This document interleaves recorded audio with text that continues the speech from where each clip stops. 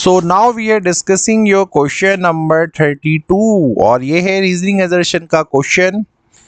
आपको option A tick करना पड़ेगा अगर आपको लगता है दोनों आपके ट्रू हैं और रीजन जो है वो करेक्ट एक्सप्लेनेशन है।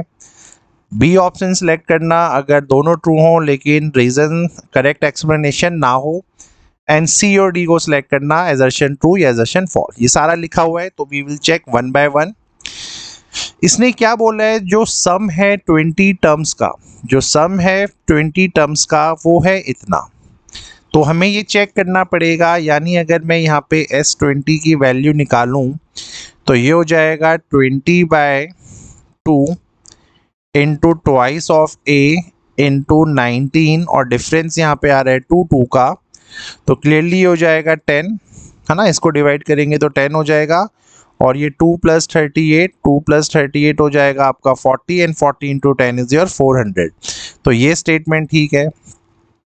और जो सम होगा n ऑड नंबर्स का, तो n ऑड नंबर्स का जो सम होता है वो n² ही होता है, क्योंकि अगर आप देखो, अगर मैं इन सब का सम निकालूं, इन सब का सम निकालूं, ये कौन है, ये सारी ऑड टर्म्स ही तो हैं बेटा शुरुआत की, ये शुरुआत की सारी ऑड टर्म्स हैं। तो अगर मैं इनका सम निकालूं तो total n number of terms हैं। पहली टर्म यहाँ पे कौन सी है, पहली टर्म है यहाँ पे 1, और जो हमारी लास्ट टर्म यहाँ पे होने जा रही है वो कौन सी होगी, वो देखने के लिए थोड़ी देर में देखते हैं। लेकिन चाहे आप इसको ऐसे सॉल्व करो, रुक जाओ मैं इसको मिटाता हूँ फिर से और मैं प्रॉपर आपको दिखाता हूँ।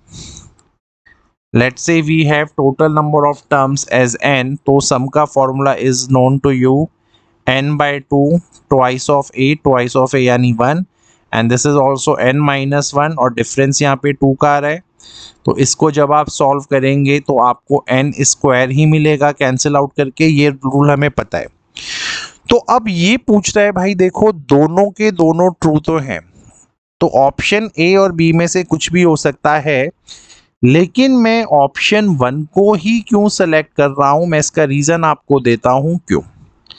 अगर आप इस AP को ढंग से देखो तो ये 1 3 5 7, ये आपको पता है क्या है, ये बिल्कुल सम ऑफ फर्स्ट n नंबर्स ही हैं। ये फर्स्ट n नंबर ही तो हैं ऑड वाले। अगर आप देखो तो ये ऑड नंबर ही तो चल रहे हैं शुरू से, और आपने अगर 20 टर्म का आंसर मांगा था तो जो आंसर आया है वो देखो 20 का स्क्वायर आया है। आपने जब n नंबर्स का आंसर मांगा था तो देखो n² आंसर आया है। तो यानी अगर मैं यहाँ पे 25 टर्म्स भी लिखता तो 25 के स्क्वायर आंसर आता। तो ये दोनों के दोनों करेक्ट एक्सप्लेनेशन है। लेकिन जो सेकंड क्वेश्चन है, नो डाउट ये स्टेटमेंट भी ट्रू है और जब आप सॉल्व करेंगे ये 600 ही आएगा, बट ये इसका करेक्ट एक्सप्लेनेशन इसलिए नहीं है क्योंकि n से यहाँ आंसर n² तो आ रहा है, लेकिन 20 के स्क्वायर करने से यहाँ पे 600 आ रहा है।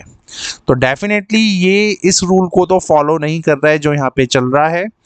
प्लस यहाँ पे सम दिया गया है फर्स्ट n ऑड नंबर्स का, और यहाँ पे जो ये सम स्टार्ट हो रहा है ये AP 11 से स्टार्ट हो रही है, शुरू से स्टार्ट नहीं हो रही है। तो ये लॉजिक तो बिल्कुल भी नहीं लगेगा कि n number of odd terms है तो n² ही आंसर आने जा रहा है।